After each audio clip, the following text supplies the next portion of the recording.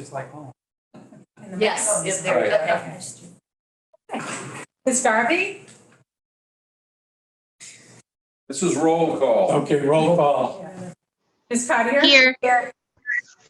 Ms. Chamberlain? Here. Ms. Cormier?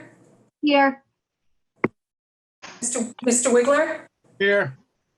Mrs. Thompson? She was attending. Mr. Nutter? Yes, here. And Chairman Brophy. Here. Okay. Hardwick, would you like to introduce members of the select board or any representation for the Hardwick Select Board? Earl Hubbardston. Okay, I believe the town administrator from Hardwick is here. introduce yourself, please. Ms. Parker, could you introduce yourself, please?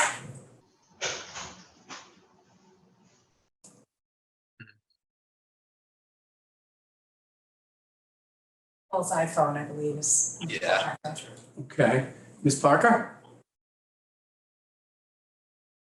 I'm sorry, I'm trying to unmute. Yeah, am I there? Can you hear me? Yes. I can hear you now. Yes, thank you. Yeah, I'm on my phone. I'm not usually on my phone. Nicole Parker, Town Administrator for the Town of Hardwick. My board can't be here. They voted at town meeting, just so you all know that they voted at town meeting to, for the 5-year payoff. So however you all vote, they're not here to vote. So however you vote is the way you vote, but just so you know that that is the avenue that they wish to take. Okay, thank you. Aaron Hubbardston, do you introduce yourself and please? I'm Jeff Williams. I'm the chairman of the Select Board, Hubbardston. Nate Boudreau, Town Administrator, Town of Hubbardston. Katie Young, Vice Chair. Peter Walker, Select Board Member. Mary Markowski, Treasurer Collector. And Heather Monroe, Select Board member. Heather, okay, Heather. Secretary. And Barry, representation of Barry. Hi there. We have Yes. My name is Greg Valiakonis. I'm the interim town administrator for the time being in Barry, and I represent the community tonight. Thank you. Thank you. It's one item is on the agenda. It is a joint meeting of the Quabbin Regional School Committee and the Hardwick, Hubbardston, and Barry Select Boards for the purpose of determining the length of band borrowing for the chiller replacement project. The vote will be required by the select boards only. I'll turn it over to the superintendent, but to Cheryl, to be able to go the next steps, to be able to outline the obligations this evening. Thank you all for coming tonight. As Mr. Brophy said, we just have one item on the agenda. Ms. Bennett is going to share for you some debt assessments, get some debt repayment schedules. I'd like to let you know that Ms. Margaret McLean, hi Margaret, is on the call tonight. She is the district's financial advisor from Unibank. She has been the financial advisor for the district for the entire time I've been here, which is 22 years, and maybe even before that. But she has provided 3 options for borrowing for the chiller replacement project, a 5-year, 7-year, and 10-year term. To let you know some background, with the amount of money that was seeking to borrow, it is best to use band anticipation notes over time, and that is limited to a 10-year repayment period. So that's why we're going to go over these. I also, for members from the towns, Mr. Kevin Clark, our Buildings, Grounds, and School Security Director, is here to answer any questions you may have about the project itself. Any financial questions can be directed to Ms. McLean. I will go through the schedules. I'll stop at certain times if you have questions for either one of these individuals or myself, and then we will go over 3 options for you, and then we'll ask you to decide which way the town would like to go. There'll be 1 vote for each town, and the majority vote wins on the term. This is something we've generally done in Quabbin, so that because we, as a district, are incurring the debt, but it is the towns that have to repay the debt. So we bring you all together. We did this when we had to do the middle high school atrium roof. Bring you all together, and you determine what debt repayment plan is best for the town. Mr. Boudreau?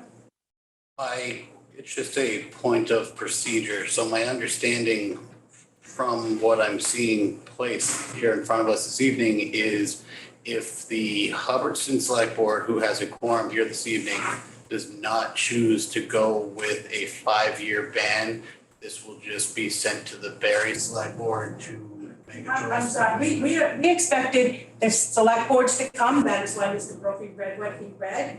I'm assuming by what Greg and Nicole said, that they're here with the vote of their committee.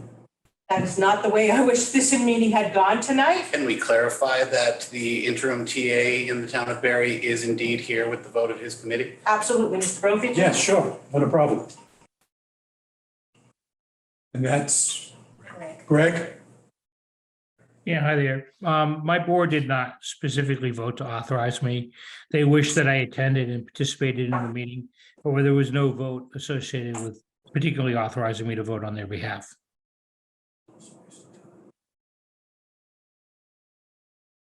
Fortunately, I don't see any reason to go any further. The invitation was to the select boards for the specific purpose of voting the term of this debt. And if, I'm sorry, Greg, I don't know how to pronounce your last name. If he is not given the authority to speak on behalf of the select board, there's no reason to go any further. We do have a few questions regarding some of the matters involved in this, namely how on earth a set debt amount can change year over year based on enrolled population. It's kind of like if you bought a truck and had a baby. Okay, so could I interrupt Sure. for 1 second? If you have, just so that Ms. McLean, who has a family emergency on her hands tonight, if you have any questions regarding the financial aspects, regarding the amount of interest she has placed on each one of these terms, please feel free. Could you bring just the screen up, please? Do you have any financial questions regarding the terms that she put together, what the next steps in the borrowing process is, why she used the interest rate she used? Please ask her now, and then I would ask her, invite her to leave the meeting, okay? Does anyone have any questions for Ms. McLean?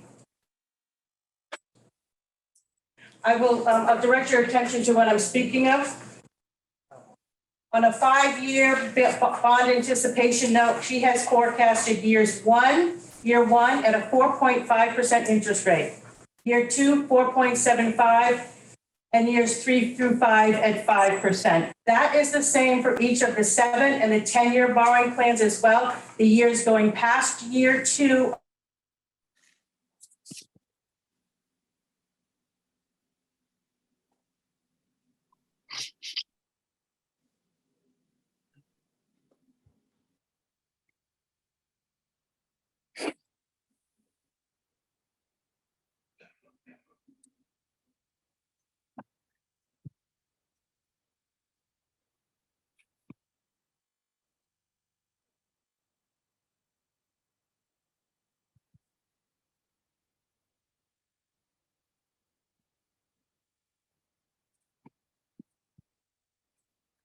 years is estimated at 5%. At 5%. Any other questions? Anyone have any questions for Ms. McLean? Excuse me, I'm not sure if anyone just went looking for about the last 45 seconds who's on the online forum. It just all of a sudden, there was no sound. Perhaps we could maybe whatever was just, unless it was just complete silence. If anything was just said, if they could repeat what they had said so we can hear them. Put that up to them. We're going to put something on the screen for the viewers at home. Again, I'm just asking if anyone has questions for Ms. McLean, who's the financial advisor for the district. She put together the debt repayment schedules. If you have any questions on the interest rates being projected, you can ask her that. And also, I will ask, when we're through with the questions, I will ask Margaret to go through what the next steps in the borrowing process are. Second page, please.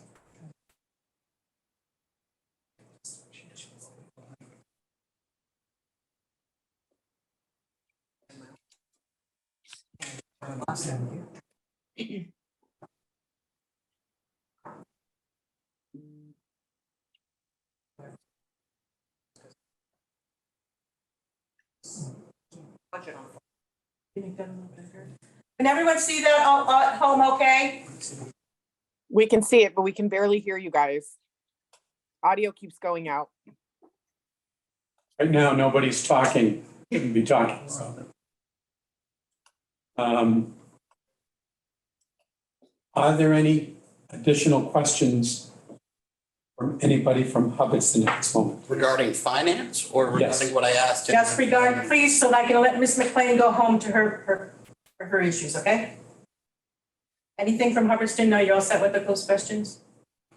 Margaret, would you mind getting online and just saying what the next steps in the borrowing process would be? Sure. So once the decision is made for the number of years for the borrowing, you're pretty much all set to borrow. We would go out to bid, we'd send out the bid sheet, borrowing the entire amount, and then you get bids in from potential bidders. And then you would, the notes and the corresponding paperwork would be done, submitted to the DOR for verification. The district would receive the funds, and then typically in a year, the note would come due. And at that point, you'd pay down a portion of it, depending on the number of years you're paying it back, whether it's 5, 7, or 10.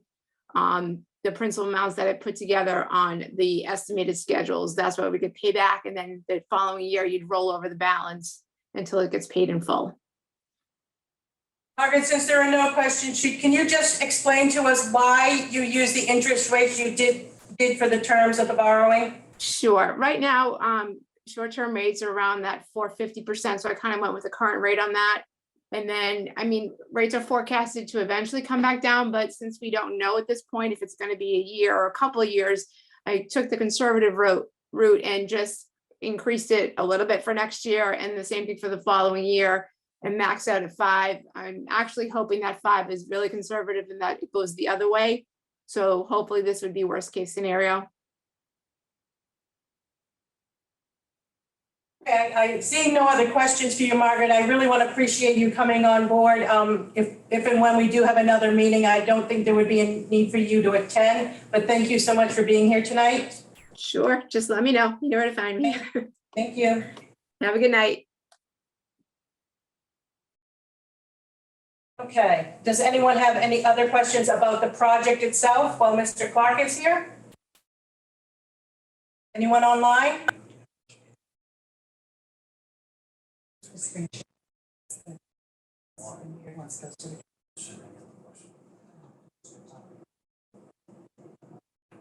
Dr. Allen?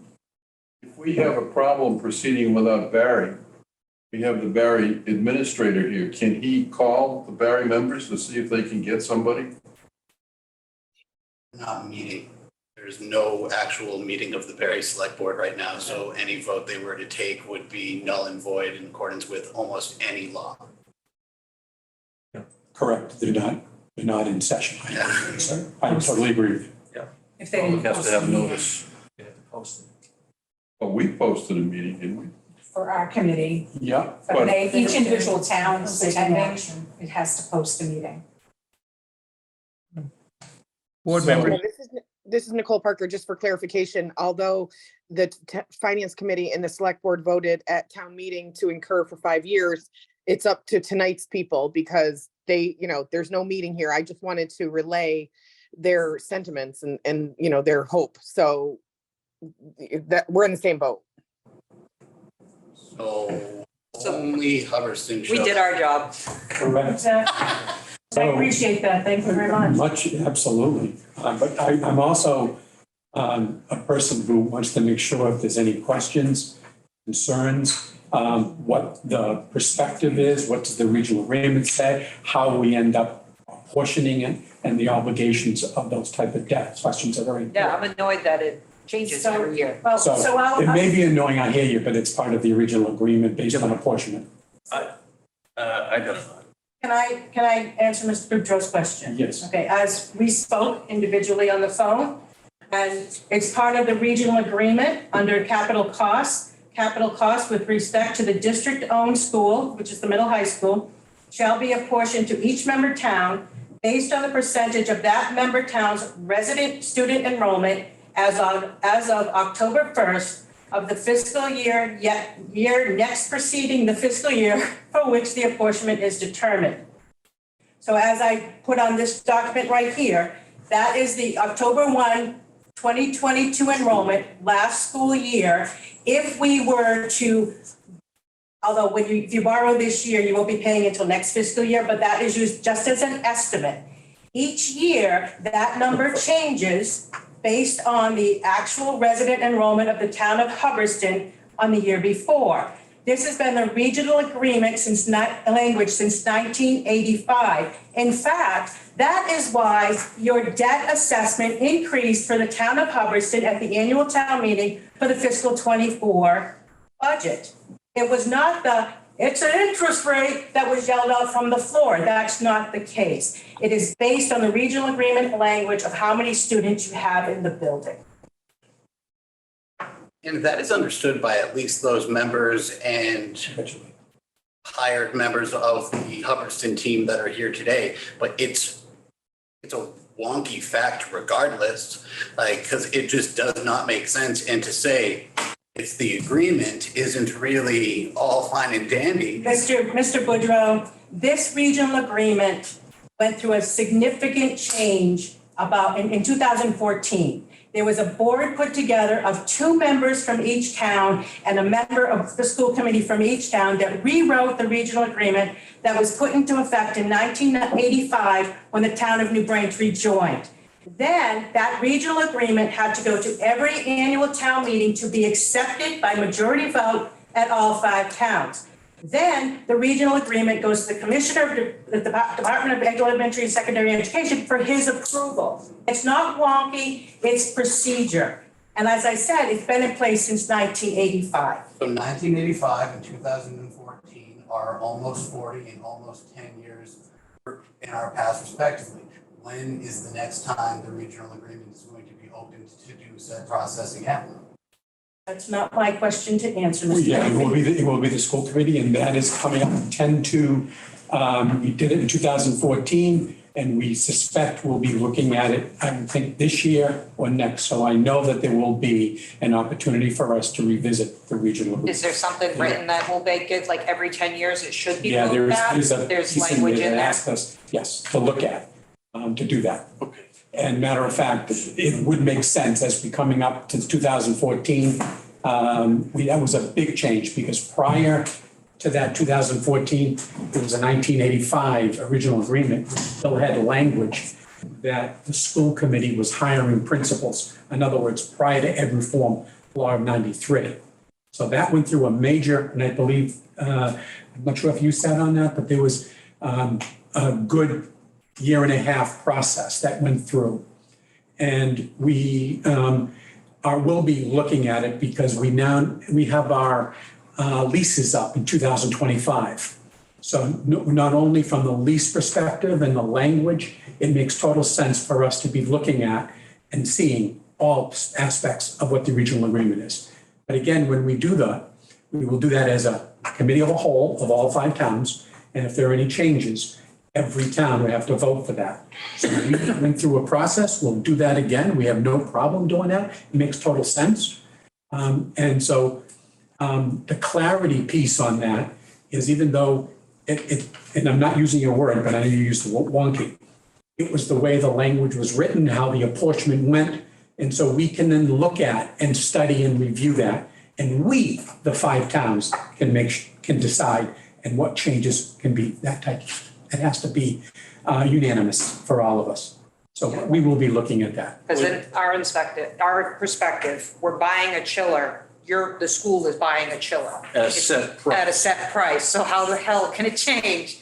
And I understand the student enrollment. The price of the borrowing does not change. Right. The apportionment of the principal and interest changes to each member community based on this We language. should be locked in on that dollar amount, That's the not the way it original. works, Ms. Young. I'm sorry. I understand you're saying that, but that's the way, when you go to a bank and you buy a house, they don't want, mess with prices over time. It's like, it's set. It's a set price. And one party is borrowing the money. In this case, we are extending the courtesy to the 5 towns to make this decision. And so 5 towns, 2 towns decided to pay for this upfront in full, their share. The other 3 towns, we are giving you this option to say how long you would like that borrowing. I didn't need to, we didn't need to do that. I'm not trying to turn this into an argument, I'm just. No, I hear you. Point. Well, I feel like, no offense, Yeah. Cheryl's coming at me, Very- like, I yeah. don't get it. I'm feeling I didn't the do same nothing. way. I'm sorry. I'm just saying So let me our 2 cents. My You blood know, I pressure's think when the regional agreement, because many regional agreements have the same language in it, you know, part of it is thinking about protection of the town. So it's based on your student enrollment year after year. So if your student enrollment decreases, then your amount's going to decrease with that, right? If it stayed at a set rate, then you're going to be paying sort of more than the share of the students you have in that building. And I'm not saying you may decide, if we open the regional agreement, that that's something the towns want to do.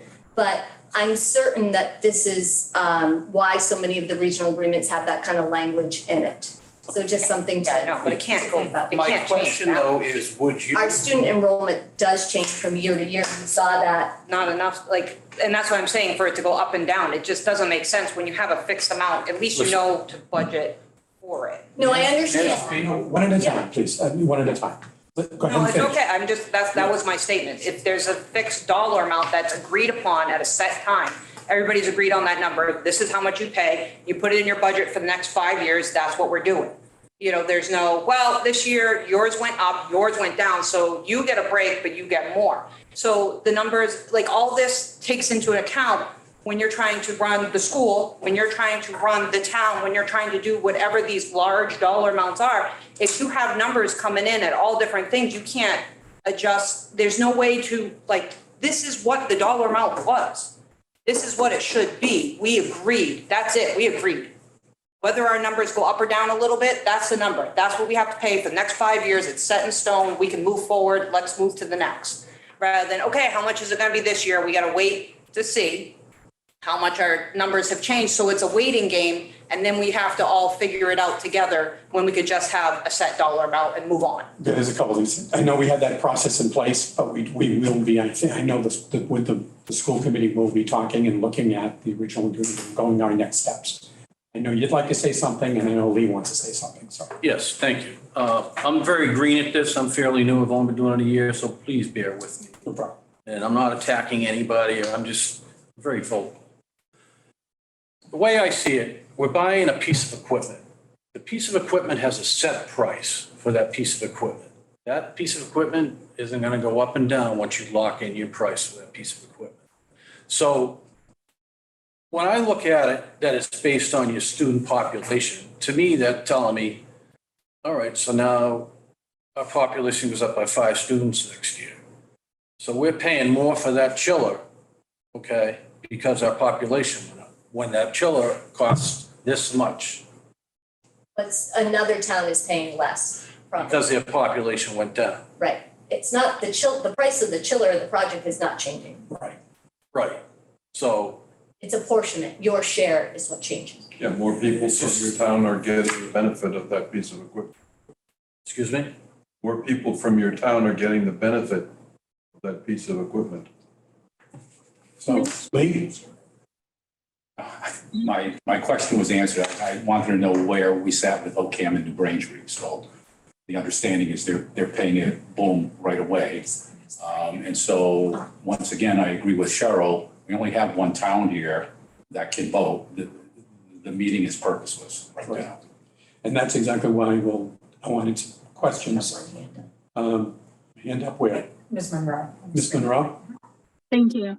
So just a quick question. So, and maybe this was explained and I missed this piece, but for those towns who are willing or able to pay upfront, the total amount, but we just talked about how the amount will change year to year based on enrollment. How does that impact them? So if their enrollment goes down, are they getting a discount in the upcoming years? And if their enrollment goes up, are they paying more? No, because they're paying upfront based on their enrollment of last year. They're paying the cash to the district this year. They are not borrowing, so they're not paying a share of the interest either. I guess that still confuses me, right? So if it's a fixed price in the item, we've talked about that, but the amount every year that each district owes is going to change based on the appropriation. I don't understand how some towns can borrow and have adjusting scales as to how much they have to pay based on enrollment every year, and how some towns get to just pay up front. Shouldn't it be all the same? So it's great that they have the funds to pay all up front. Most of us don't because it's a much larger number for the larger towns. Shouldn't we all be on the same page on this one? I did ask bond counsel that question, and bond counsel stated that if they paid up front, they would have no further obligation because they are not borrowing. After the language that the payment changes based on student enrollment is because you are borrowing. Those two towns are not borrowing. Then how does the base change? I guess I hear what you're saying. I just don't know in the times where I guess many are, at least I guess I can speak for Hubbardston. Sometimes it feels like some things are not always equitable across the board and, our portions are higher and so forth. And I get that our student enrollment's more and we're a larger population, so forth. It just seems like a heavier burden for our town. I really wish moving forward as a district, trying to be united amongst all the towns and the school alike, that we're all on the same page. So if one town can't pay up front, then everyone's going to borrowing, then everyone goes to borrowing. I think when we're doing this mix bag where one or two towns, because they have such a small number, can pay up front, everyone else has to go to borrow. I just don't think it's fair and equitable. And I think it puts more of a wedge between the communities and more of a wedge between the district. And I understand that you can do it. And I understand bond counsel says it's okay, but it's still, I guess, in my opinion, doesn't make it right. Mr. Belkonis has his hand up as well. Sorry, Mr. Belkonis. Mr. Belkonis? Yeah, hi, thank you. Can someone tell me, I'm new to this process. Is the vote that would be taken, is it a weighted vote based upon the percentage that your community has a share of students? Or is it an equal vote regardless of whether you have a small number, or in my case, we have a fairly large number and we're responsible for a fairly large portion of the cost? Shouldn't it be a weighted vote that's involved when this does come to a vote of everybody? I second Greg's opinion on this in that it should be a weighted vote in the decision to accept to pay it outright or take on the debt. If we're all five, then we're five, not some people making decisions. Like we can do progressive weighted as you seek benefit as well. So let's go back, call smaller towns, get them back in here, make a vote on if we're going to borrow or pay and go from there. Weighted. I can reach out to bond counsel about this, but I'll just repeat. We were extending a courtesy to the towns to ask you how you wanted to borrow. The debt is being incurred by the district. We could have set the terms. So I don't know how it can be a weighted vote. The school committee could have set the terms. We reached out to you as a courtesy to say, do you want to pay it over 5, 7, or 10 years? And then 2 towns don't come to the meeting. I'm sorry about that. But this is a courtesy to our towns, which is what we have done in Quabbin, at least over the last 22 years in borrowing for middle high school projects since I've been here. But we don't have to do that. The school committee can take a majority vote and determine the terms of this borrowing. So I think when we're taking this approach, I think we're creating additional hostilities. I understand the attempt of the school committee, and I think it's fantastic to reach out to the communities. And I really do think that the communities in the school need to work, all of us need to work towards a more concise partnership and getting everyone on the same page. But I think my concern with that last statement is the fact that, a town that has a lot of concerns over this, one of them being Hubbardston, we're all here, we're all present, we're all trying to have a say in this piece. And, we're just trying to get an equitable result at the end of the day. And then we're met with what feels like, and it's probably not intended, it just is what it is, but it feels like a little bit of a hostility coming back. The school asked us to be part of this and we appreciate the extension. And we're physically here. The other boards may not be here. But this is one that has a very big impact on us. And we want to make sure we do right by our residents in the town and our community. And we're here. So hearing back that, it's a courtesy and it's not necessary and you don't have to do it. I get that, but I don't know if this is really particularly helping the conversation. I hear what you just said. I know Dr. Allen had his hand up, but again, since his own, Hubbardston is here in full representation, and the other two towns aren't as such.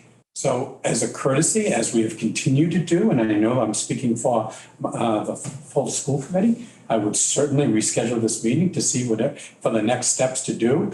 We believe in courtesy. There's no hostility. I do hear you that sometimes tonality matters. I totally understand that. Tonality matters.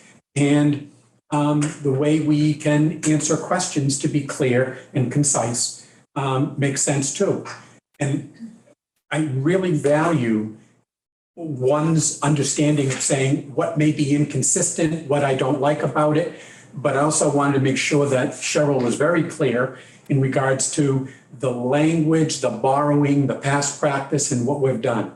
So I think that it makes sense that we will offer another meeting to do what we need to do, because the decision we have offered and would like it to continue to be in regards not only a relationship, but what makes sense for each community to feel comfortable with of what they borrow. Absolutely. Dr. Allen. Yeah, we all came here. You folks came en masse. Good for you. Hardwick has said they would like 5% if as a group that's what was agreeable. Years. 5 years. 5 years, yeah, 5 years, pardon me, 5 years. Barry opted out on them. That's the technical term. I guess I would propose, if from a parliamentarian standpoint, it's okay. If you guys like the 5 years, Hardwick likes the 5 years. If we accept that, if Barry goes along with that also, then that may preclude our needing to have another meeting during the summer.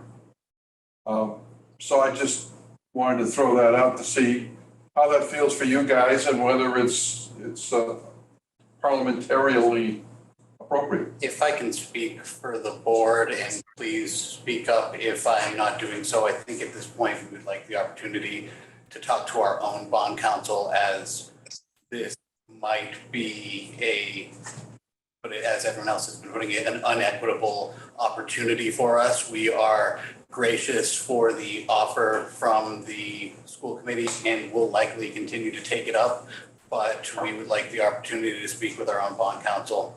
As long as the members of our board are okay with that, I guess that's where I'm at.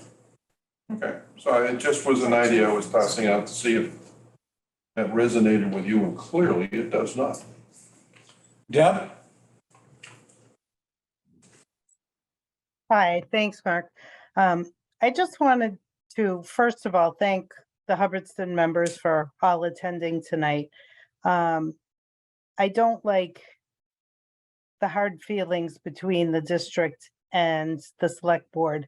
And I think part of the confusion a lot of times may result in the lack of knowledge with the regional agreement and kind of how the district operates and is set up.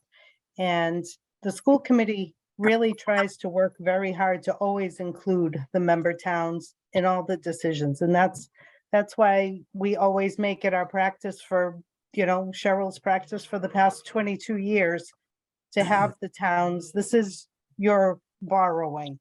But I think it's just a misunderstanding more that you feel the inequitable part. And I think what you need to remove from that is the fact that you're doing the borrowing, so it's costing a little more for that money. So that's why that's divvied up based on the apportionment.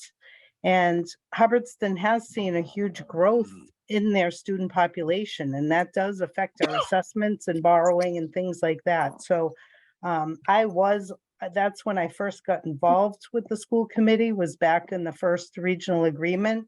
And we took it a lot further from where it was in 1984, but now as we work through it, I think we all see things that need to be updated and changed. So I'm excited that the chair is, talking about that when the leases are coming up. But I know myself at town meeting, I don't feel it's a very comfortable place for me as a school committee member to sit at town meeting or at your select board meetings for the same reason. So I hope that we can work on these efforts to maybe communicate with each other a little bit better and go more as a united front before the townspeople, because it was very unsettling when I heard things like, I didn't even want it on the warrant to put the, what did we just vote? The boiler on. Sure. That's a town building. The town of Hubbardston owns that building.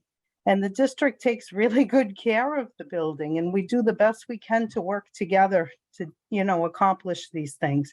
So I really hope that this meeting is like the beginning of the steps to improve the relationships between the school committee and the member towns. So, I'm always happy to try to answer questions or relay any information in between, if I can help in any way. So I hope, I don't want any of the members of the board to ever feel that we're being inequitable or unfair. So I hope if you do have questions, we bring them forward and work through this together. Thank you. Thank you. Nicole? Hi, yeah, just quickly, I would like to just add something, just because, this is my second year and my first time as a regional school, so I had a lot to learn, as well as Nate is new. And we did have a lot of questions and a lot of concerns over the equitability of the schools versus the towns. And Jenna's on here as a school committee member, and she, has very much been supportive of all the schools, but also understands our struggles. And I agree with what Hubbardston is saying. First of all, the intermunicipal agreement and the leases are conflicting. I just went through this when we had to do something at the Hardwick Elementary School, and it's very clear that it needs to be reopened. Yes. And we need to make sure that this is much more clear. When they conflict with each other, that's not helpful at all. And the communication for the past couple of years has never been really very open and welcoming with the district and the towns. And we are finally seeing that now, I think, coming to a mutual agreement that the towns really need to be more in line with each other and with the district. So again, some towns are just paying it outright. Some towns said they'll borrow, some towns said they don't want it. And that's not helpful for all 5 communities. So I think that this is a great conversation, and I think that we should really work toward, and I hope the new superintendent will be open to much more often communication with the town administrators, with just the finance teams, and just making sure that we're all heard. Right now, the towns have no choice. We don't have a choice when it comes to anything what to do with the schools. Well, I mean, we don't have an opinion. We just get it put in our laps and we deal with it. So I think to be able to work together with all 5 communities and the district is what I've been asking for the past 2 years. Even DESE, I've reached out to them a number of times. They know who I am. Just trying to make this communication better for everyone. Excellent points from Heather regarding the payback, and somebody that's paying it up front doesn't have to worry about later on whether their enrollment goes up or down. I mean, these are all excellent points. I think my board and my finance committee are resolute to just doing whatever is necessary, because that's always been the way. So instead of questioning anything, they chose, the least expensive route. So again, they're not here to vote. Hubbardston's the only one that can have a vote tonight. So if you vote, all the rest of the towns have to take whatever you voted, which is also, not very productive and helpful for all 5 communities, right? When we're so alienated, yet we're one, it's very difficult. So I think that, just my 2 cents, having better communication with everybody is going to bring us a long way with tonality, with just the different professional relationships. I think that I would really like to see us all working together as the 5 towns and the district in the future. Thank you, Nicole. Before I get to you, sir, Ms. Heather, your hand up as well? I'm sorry, did you ask me a question? No, Heather's Okay, hand. that's what I thought. Yep. Okay, maybe already has. I apologize. Is it Mr. Boudreau? Yes. Okay. So we've said all of this till we're blue in the face, and I know my predecessor and his predecessor felt the same way. So, Mr. Chairman, I ask of you, with your authority, make it happen. Fix the relationship between the member towns and the school district. It has been asked for. We have provided input. Within my first 3 months, I went as far as to provide input only to be called a liar from the previous superintendent, which did not feel good. And then we were turned around and assessed double the value in which I stated in our correspondence. So, Mr. Chairman, I ask of you from the 5 member towns, namely Hubbardston, do something about it. Oh, thank you. Thank you for what your opinion is and what you've said. We also have a new superintendent here. She's wonderful. I met with her last reaching out, and we will continue to do that. And again, this evening, we didn't get to the closure that we wanted at this juncture. There was some further questions and discussion, so we will end the meeting from that perspective, and we'll go from there. Yes, sir. I wanted to speak to Cheryl. I mean, she obviously just walked out, but I want to put on the record. She's a huge asset. Absolutely. And I know that, and we realize that, but I feel like she's kind of like putting that side against this side. That's what I'm feeling. And she's a little hostile tonight, but I admire her for the amount of work she does for the regional school district. So do we. And I just wanted her to know that from me. And I'm a pretty stubborn guy, and I don't usually put stuff out there like that, but I appreciate what she does. Not a problem. Thank you. On that note, is there a motion to adjourn? Sure. Adjourn, is there a second? And we are now adjourned.